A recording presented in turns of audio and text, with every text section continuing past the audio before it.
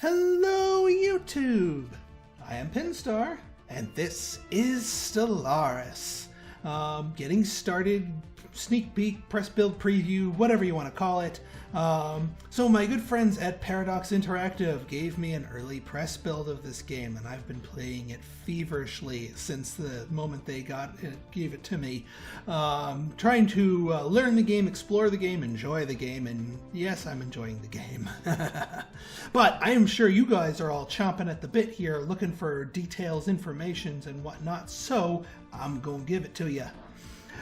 So the purpose of these videos are going to sort of expand on the information that's already been given to players. I mean, you guys have all seen the Blorg screams, right? Right. And you guys have read the wikis, so there's a lot of base information already out there. But you guys are probably wanting to see the game in action, see how all the moving parts work together with a few more explanations. So that's what I'm here to provide for you. So let's get started. All right, so we have started on our randomly generated homeworld here. Now there's a few things that I've noticed from playing the game, and I've been playing it non-stop here with this race specifically. So your homeworld will never contain another habitable world. So all the other celestial entities in here are going to be, you can't colonize, so no free double colony worlds here. That being said, that doesn't mean that the other worlds in your homeworld are going to be useless. Because we, well, let's take note of the things that we want to observe, because there's a few random elements. First off, our homeworld. Here, just, collection of items. Sometimes you have more or less celestial bodies. This is a little below average, but that's okay. The next thing we want to take a look at is where we are in the galaxy and what our terrain looks like. So here we are in the galaxy, a big cloud here. This is what the elliptical galaxy looks like here. It's just a big blob. So no dark space to split you up between the different empires. That might be a good thing, that might be a bad thing. But anyway, now the other things to take note of are the worlds that are within your area here. These are important to you because you can only build mining stations in worlds and systems that are within your territory. So where your territory covers and what worlds are covered by it is kind of important. It's kind of like provinces in Crusader Kings. Now, so this is pretty decent. We have 2, maybe 3. Our borders will expand a little bit, so we're probably going to pick up Hoshenfer so it'll eventually be in our border. So 2, maybe 3. That's not too bad. We'll get into what we do with those later. All right, next let's take a look at our government. Now remember I was saying before, our leader, you can pick the leader's name, but you can't pick what their traits are. So let's find their traits here. They are an industrialist. Ooh, that is a wonderful starting trait for our leader. Minerals are the bottleneck in the early game. And resilient. That's not so important for democracy because you have elections every 5 years. Now, leaders can be reelected, but there's no guarantee that they will. Although you can sort of nudge things along. I'll explain that when we get to our first election. The other things we have here gives you your different empire effects. Also, by the way, you can change your government type for a cost of 250 influence, which we have up here. I picked this one for a reason, so I don't see myself changing from it anytime soon, but maybe in the future.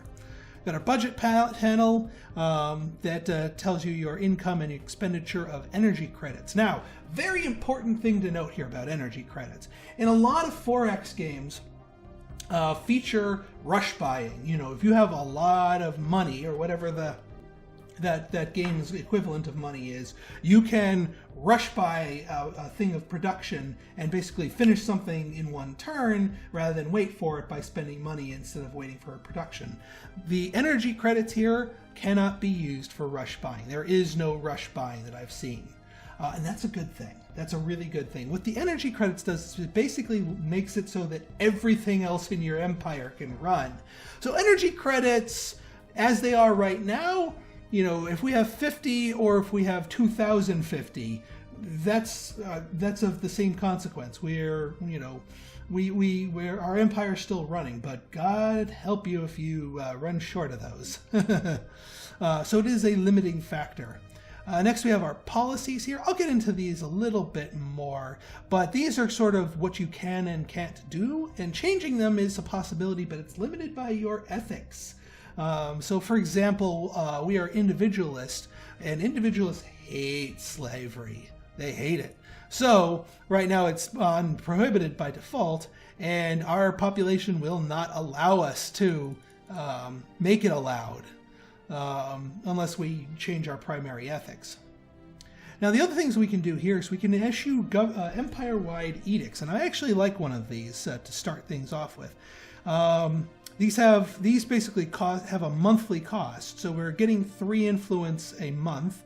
This will drop it down to 2 a month, but that's still a positive enough income. But the encouraged free thought one I like. Yes, it makes our ethics divergence higher, but that's not as much of a problem in the early game when we're just dealing with our core worlds. And that extra research speed, all different flavors of research, is nice. Because the different grants here that focus your research will actually harm the other 2 types of research, and I don't really like that. And the information quarantine's like the opposite. It hurts your research speed, but lowers your ethics divergence. So we're going to encourage free thought. And our demographics tells us what our different bonuses and penalties are. We got that mineral bonus from our leader. We got that ethics divergence from the free thought.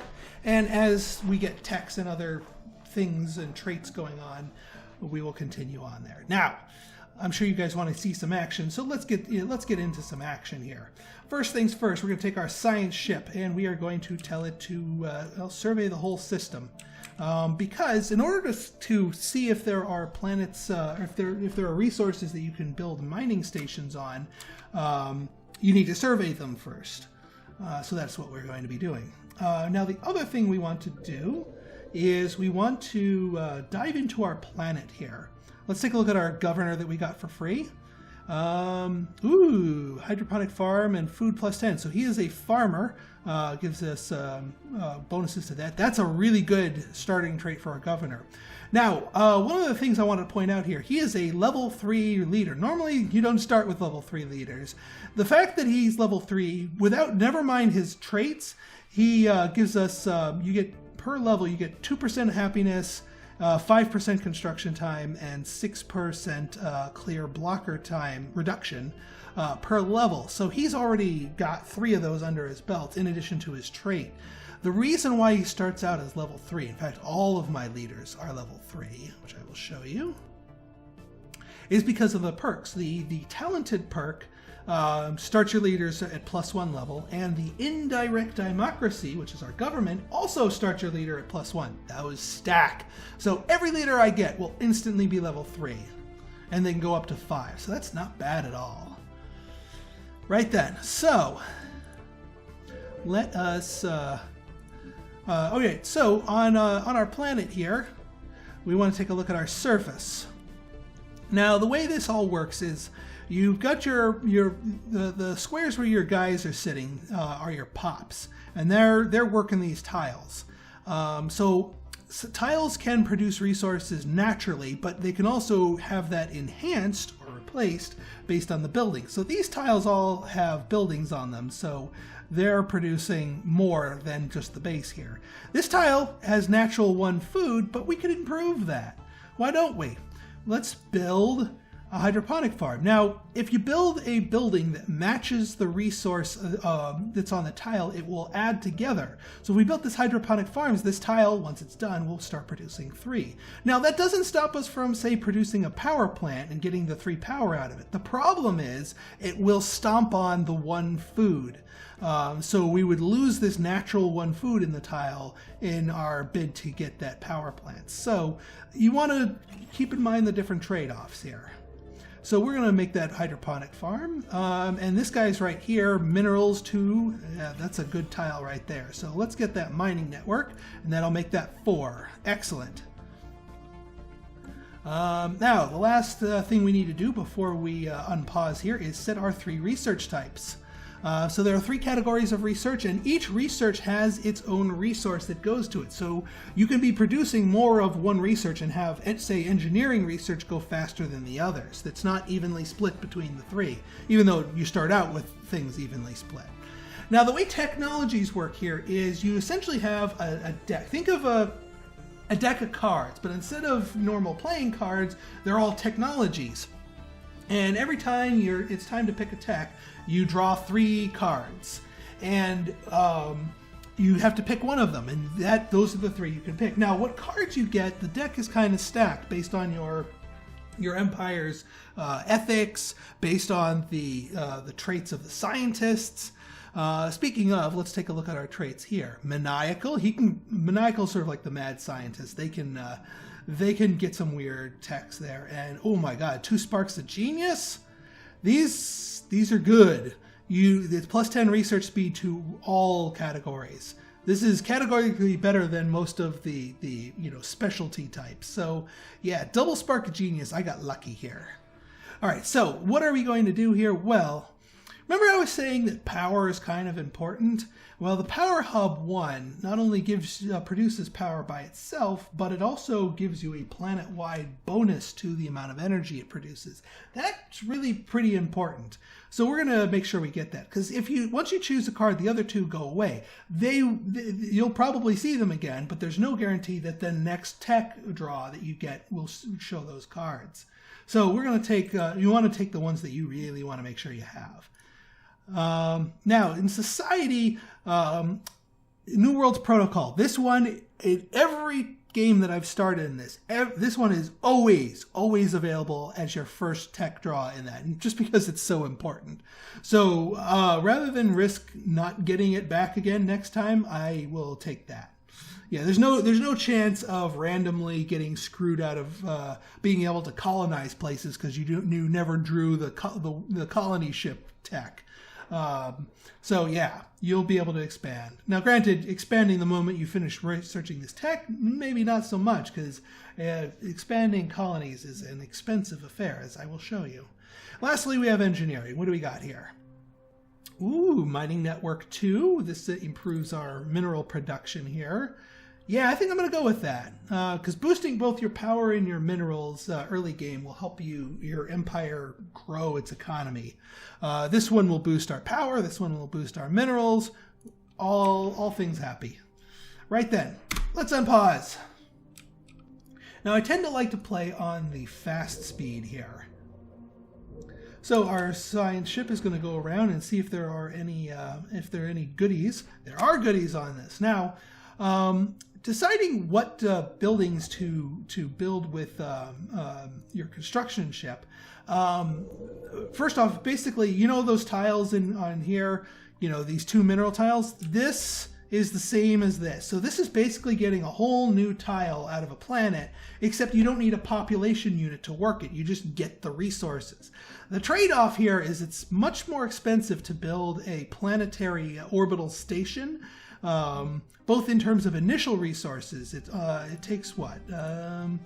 It only takes me 60 minerals to build the mineral silo 1 here, but to build this it takes me 90. Not to mention it also sucks up power. That being said, the more minerals you can get in the early game, the better, so we're going to go ahead and build that mining station.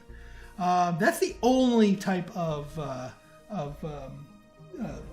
stuff. That's the only type of station I build in the really early game. I mean, we still want to scan for them because we want to be able to see them, but I don't go building on every single resource because that will quickly monopolize your economy. But that being said, because it costs minerals to build, oh, I should have built on that one. Well, whoa, hi there.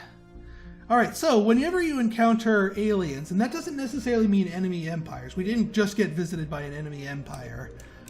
We got visited by these things. These are the space whales. They're not hostile. They're not going to do anything to you. They just wandered into our planet here, or to our system here. But you still need to research them to the 4. Just an idea. 2 is average. 3 is above average. 4 resources on something is really, really good. And obviously you can sometimes see a 1, which kind of sucks. All right, we completed our mining station, so now our monthly mineral income is 2 higher, which is awesome. Now, now the next thing I want to show off here while all of our stuff is doing is show off wormholes. Here's how wormholes work. First off, if you start out the game as a wormhole FTL, you start the game with a free wormhole station, and you need them to where is it? Right here. Wormhole stations are always built on the outskirts of your planets here, of your systems rather. But they don't need to go specifically to the station itself. It just needs to have a station in the system. So what you do here is let's send these guys to just take a look here. Make sure there's no hostiles in this other system. First off, oh by the way, your starting fleet, you always start with 3 corvettes, and they are really weak. They have your chosen weapon system, and that's it. No defenses, no nothing. So your ships will fly to the edge here, and it will open up a wormhole. The number of ships in the fleet will determine how long it takes them to basically squeeze through the wormhole. But now we see them arrive over here. So now we're in the other system. Huzzah! Now, here's the quirk with wormholes, and here's why I think they might have called it advanced, quote unquote, is let's say I want to go, say, to this system. Well, you know, normal routes, especially if you were warp drive, you'd say, okay, we're here, we'll just go right to here. All jumps have to be to or from a wormhole station system. So if we tell them to go here, they have to go back to Ficklewood and then come down here to go here. Now that being said, wormhole travel's pretty darn fast. Would it be faster with warp? Actually, I think they probably get here at about the same time as a warp. But if they say it needed to go here to here, it would be faster to wormhole because warp would have to take the long direct route. And this goes quick jump, quick jump. So that, my friends, is how wormhole travel works. Now, you can build more than one. Oh, by the way, speaking of wormhole stations, this yellow dotted line around the edge here, this is the distance to the station. But you can always build more stations. And this covers quite a lot of distance by itself. Oop, what do we got here? Evading hostile fleet. The beta aliens.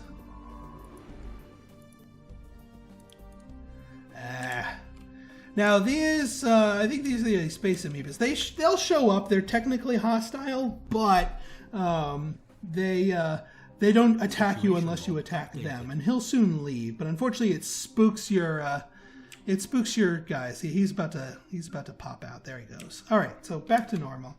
Science ship, get your butt back to surveying, please.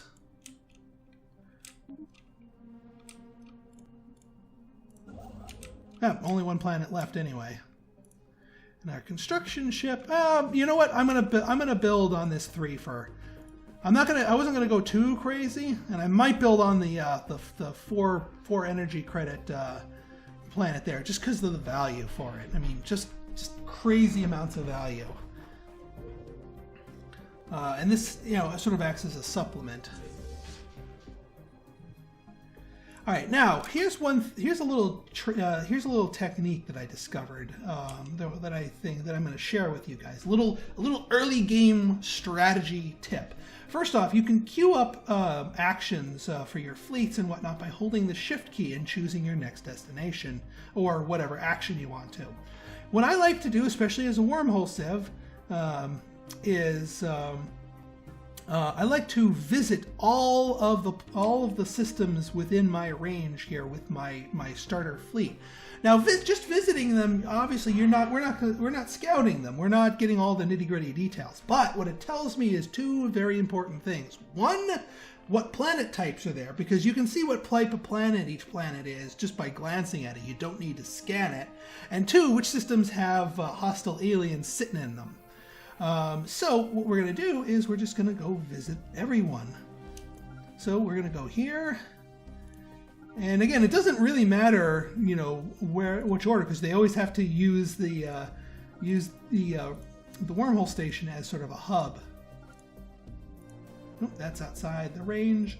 That's good. That's outside the range. That's good. That's good. That's outside. That's good. That's out. That's out. That's good. That's good. That's good. That's good. That's good. Yeah, the perspective can be a little weird sometimes. System survey. But now our fleet is just going to poke their heads into everything. And this helps out with a number of reasons. There's a number of reasons why you want to do this. Because your science ship is only so fast. All right, lots of good resources in our home system here. I'm liking that. Let's go properly survey the next one. You want to prioritize properly surveying systems that are within your territory, because then you can build mining stations on them if you so choose. So we will go survey them. So now our fleet is just going to go back and forth, beep, boop, boop, boop, boop, boop, boop, boop, boop, boop. It'll give us warnings if there's hostile aliens, but because we told them to just go in, poke their head in, and then leave, they'll probably get out of there before the aliens do anything to them. Because right now, at a strength of 74, they're in no shape to really do anything. In fact, there are a number of early game events that are there to punish the player who does not build any additional ships. I mean, obviously, we haven't met any enemy empires. We are not at risk of being declared war on, and I can tell you that there are no aliens that will aggressively come in and try and destroy your stations or, destroy your planets and whatnot. All right, so this warns us that we are now negative energy credits here. Now, granted, negative 0.26, and we've got an 80 stored up, so no crisis is going on here. But that being said, I am going to want to tap this 4 energy credit thing here. And I got to wait for my minerals to build back up. This is why getting minerals in the early game is so darn important, because they let you build everything. Ships are made of minerals. Mining stations are made of minerals. Buildings are made of minerals. There are so many things you need minerals for. And basically minerals are what let you actively do things. Energy is what allows you to passively maintain those things that you have actively built, for the most part. Anomaly found. All right, we've encountered more aliens here. Here's the other thing. Having highly skilled scientists, which because of that, lets us bullseye anomalies pretty easily here. 15%, I am willing to take that risk, so let's research that anomaly. That way you don't have to remember it and go back to it. All right, so we're doing that. I'm going to hold off on building more stations, because I also... all right, good. So this population grew into here. So now the population is still growing. So it's growing into, they grow into the most valuable tile, which is this 2, because that's better than the 1 energy credit and the nothing here. Now we want to make sure that there's a mine sitting on here. So when this pop fully forms, they'll start working both the tile and also getting that. Looks like we found artifacts from an ancient alien civilization, the Dultari 4. On Dultari 4. Situation log. They called themselves the First League. Okay. So that starts a little event chain here. You usually bump into a Precursor event chain. All right, so we finished ourselves that mining thing, so now we got the energy credit, so now we are positive. All right, let's build ourselves the mining network. Also, this mineral silo, all this does is it lets you hold more maximum minerals. You don't want this in the early game. But later on, maybe that'll be good, because you can store up minerals to make big purchases. Okay, so our system has been fully surveyed. Let's see what we got here. Ooh! See this little green thing here? This tells us that not only is it a habitable planet, but it's a tundra. Whoa! A maximum size tundra. With a couple of factors on here.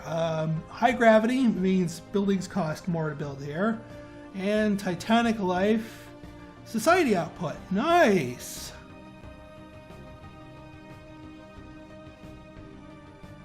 So, society tech. Ooh, which there's a nice tile for it here.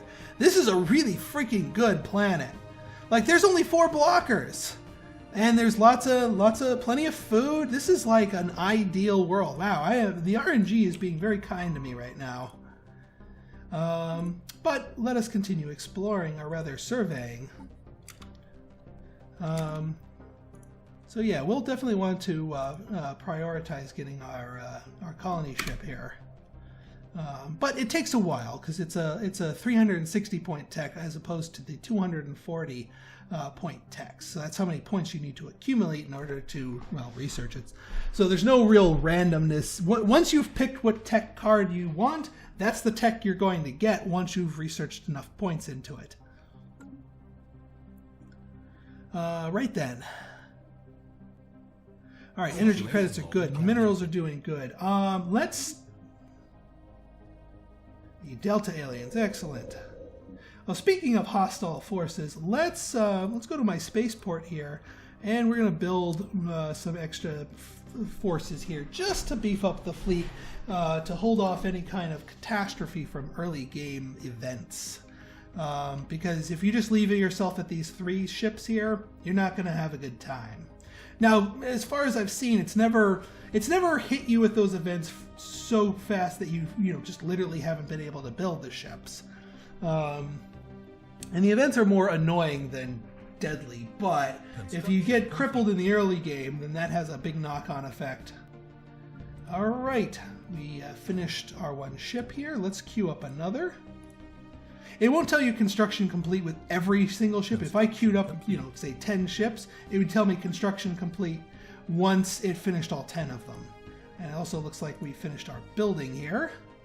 So yeah, so this tells us when this population becomes active, it will produce 4 minerals. But until there's somebody actually working the tile produces nothing. The resources here merely represent a potential to produce things. All right. I'm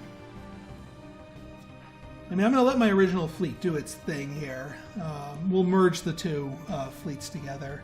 Let's get 1 more of these. I like doubling the size of my initial fleet. That can usually handle pretty readily the Epsilon aliens and more hostiles. That's fine. Because our people are just poking their heads in and skedaddling. So yeah, see, if I would just take them on with that thing, not so much. I combine our fleets, and then we could take them on if we wanted to.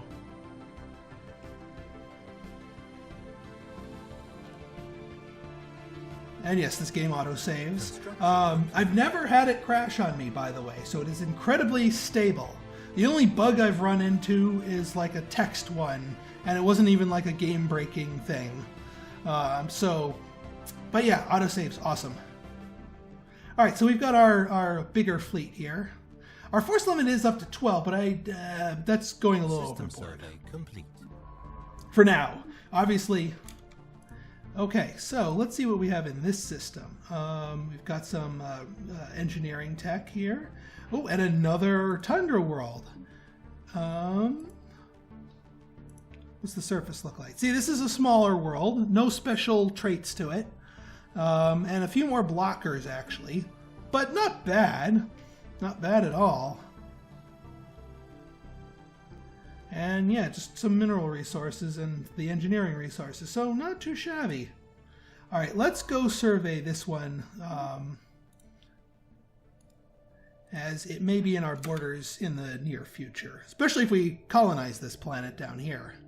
Which I think is going to be my first place to colonize.